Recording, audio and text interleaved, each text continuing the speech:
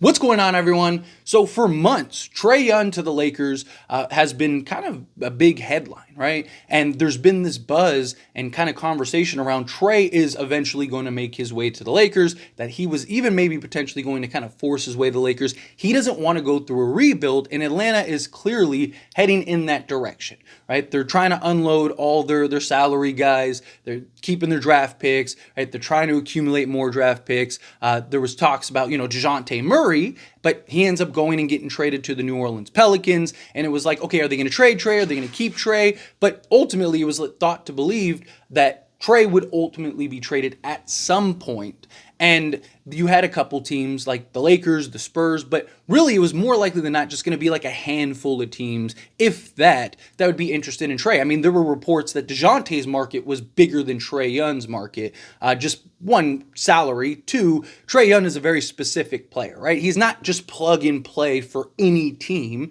Plus, you have to essentially unload multiple contracts to go get him because he is a max guy. But it was thought that, like, hey, he makes a lot of sense for the Lakers. I mean, Kendrick Perkins was on national television basically screaming that Trae Young is going to be a Laker, right? And that he spoke to him and stuff like that. He didn't say Trae Young, but everything that he described about the player that he spoke to was all like, oh, that's Trae Young. And the idea is that, Trae and Anthony Davis be a great duo now and the future. Like post LeBron, Trae would make a ton of sense for the Lakers as that duo. Trae Young's playmaking ability and his ability to kind of create, and especially for the big man. Like, look at what he's done for guys like Clint Capella and stuff. Like, imagine what he could do for Anthony Davis. And all the things that JJ Redick has said all kind of signaled, hey, Trae Young makes a lot of sense, right? LeBron's going to play more off ball. LeBron has talked heavily about how he wants to play more off ball.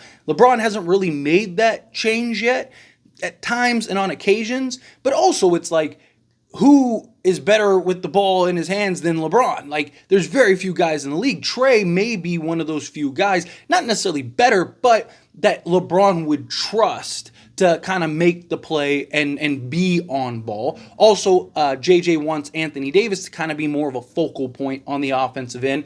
Who better than Trae Young, kind of just wheeling and dealing and running the pick and roll with Anthony Davis?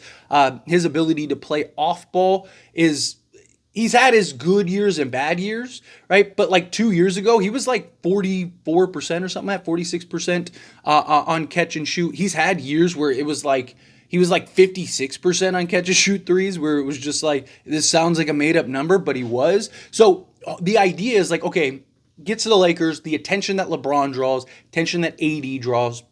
Trae, when he has the ball in his hands, can wheel and deal, but also if he is off ball, he's a guy that can knock down the catch and shoot. He's going to get a lot of wide open looks. It could work. Now, there's definitely concerns about Trae, right? The fit alongside LeBron. LeBron would really have to commit and buy into playing more off ball, right? Because Trae is best with the ball in his hands. And LeBron, he could potentially have a lot of pressure taken off of him and kind of coast through the regular season, kind of let Trae and Anthony Davis go be the guys, right? LeBron's still going to go get his 20 just by showing up and being on the basketball court. There's also concerns about, Trae's lack of size and then the defensive side of things. But if anyone can mask Trae, it's Anthony Davis. I mean, Anthony Davis is one of, if not the best defenders in the entire league. So the idea is like, okay, adding Trae could make a lot of sense. However, again, no news, no reports, no nothing signaling the Lakers are even interested in Trae anymore. Atlanta doesn't really have the incentive to trade Trae. It was kind of just like, if they're really going to hit the reset button, if they're really going to rebuild, then now's the time, right? So unload Trae. Trae doesn't really want to. He wants to be in Atlanta, but he doesn't want to go through, 2-3 years of a rebuild. And so it was like, kind of cash your chips in now, so that way you can kind of expedite this and get through it. But couple things have developed, a couple things have changed. One, San Antonio still has their picks. Two, the Atlanta Hawks now have the Lakers 2025 pick. So the thought process is now, how incentivized is Atlanta to go and trade Trae to the Lakers, right? Because it's in Atlanta's best interest for the Lakers to be as bad as possible, right? So they're kind of banking and hoping that the Lakers kind of fumble and fall face first, so that way they can get a good pick next year.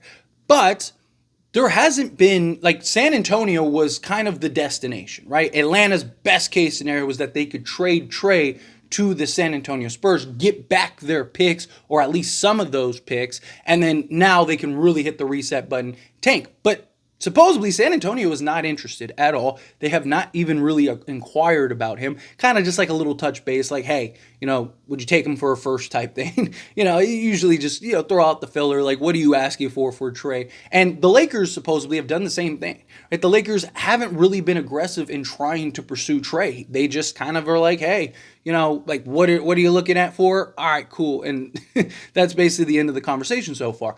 Now, that doesn't mean that they're not going to be aggressive at some point and maybe go push for Trae. If everything else fails, they may pivot and change directions to Trae. And it could be a benefit because San Antonio and all these other teams are basically out on Trae. Supposedly, based on reports, Trae doesn't have a market right now.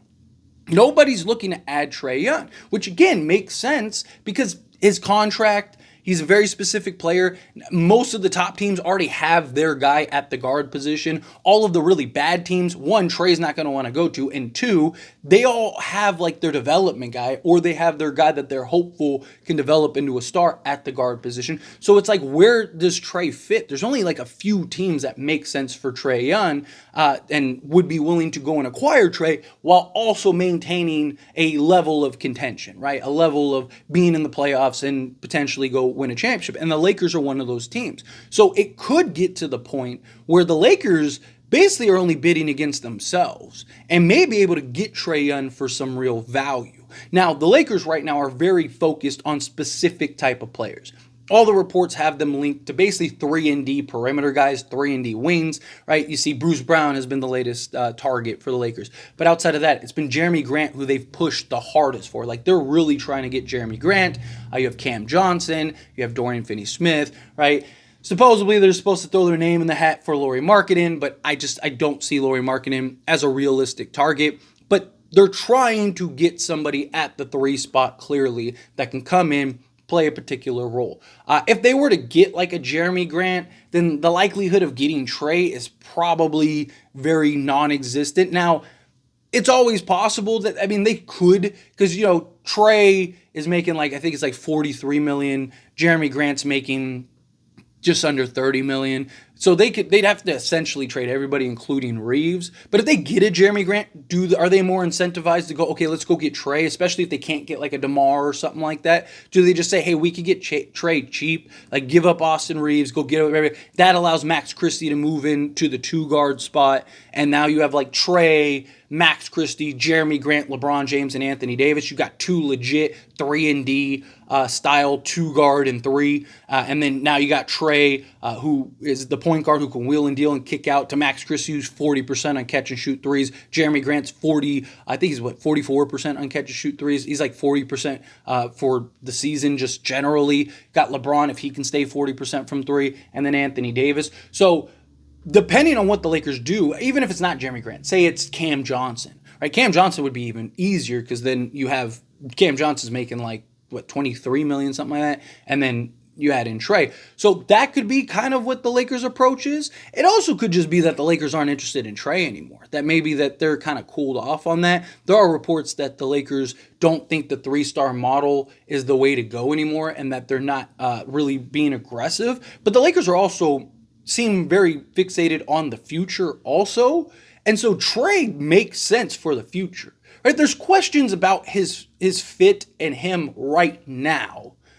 But long term, he makes more sense than most guys, right? There's very few guys that would make more sense alongside Anthony Davis than Trae. And Trae's young enough to where even post Anthony Davis, you'd still have a star that you kind of build and mold around and kind of put the pieces around him to still maintain a level of contention. But it also could just be that the Lakers know he's not going anywhere, right? Like, if there's no market for him, why are you going to push so hard to go get him? You let him cool off. If you're lucky, maybe Atlanta gets a little desperate because maybe it gets close to the beginning of the season. They're like, we really don't want Trae on the roster. Like, we want to lose some games here. And then, maybe they push and maybe are more aggressive, and Atlanta's kind of more willing to relent Trae Young at a cheaper price. Right? And also, it could just be kind of a long-term play. Like, hey, let's go get a Jeremy Grant. Let's go get a DeMar DeRozan. Right? Let's get these guys, see how it works, see how it feels. And then, Trey's probably going to be there a year or two from now. And maybe Atlanta will be even more desperate at that time to trade Trey. Right? Like, there's a lot of ways that they could approach it. Luckily, the Lakers have a lot of options. I know people are like really impatient and want to see the Lakers make a trade, but they're doing their due diligence. They're in active conversations. They are trying and negotiating with teams, but teams right now aren't in a hurry to trade guys, right? I mean, you have basically 2 months before training camp. So teams are taking their time and trying to get the best return possible for their guys. Now, as we get closer and closer to training camp, that price probably drops significantly. But right now, it's like, hey, like we're not in a rush to trade him, right? We're not in a hurry. We have several months, right? So right now, you want him right now. Right now, it's 2 firsts for Jeremy Grant, right? But a month from now, it might only be 1 first, or it might be 1 first in a couple seconds or something, right? A lot changes between now and, several months from now. I understand the frustration, but we just got to remain patient. But anyway, as always, this is a discussion. Pass a question on to you. Let me know your thoughts and opinions down in the comments below. What do you think? How do you feel? What are your thoughts? Do you like the idea of trade to the Lakers? Do you think no, stay away from Trey? Do you think good, the Lakers aren't going after him? However you feel, whatever your thoughts are, I'd love to hear it. So let me know down in the comments below. That being said, if you haven't liked this video, hit that like button. Helps me a lot. Helps me enjoy these types of videos, and I truly appreciate it. Not subscribe to the channel, hit that subscribe button. Turn on the bell notifications. Appreciate y'all. See you in the next one. Thank you.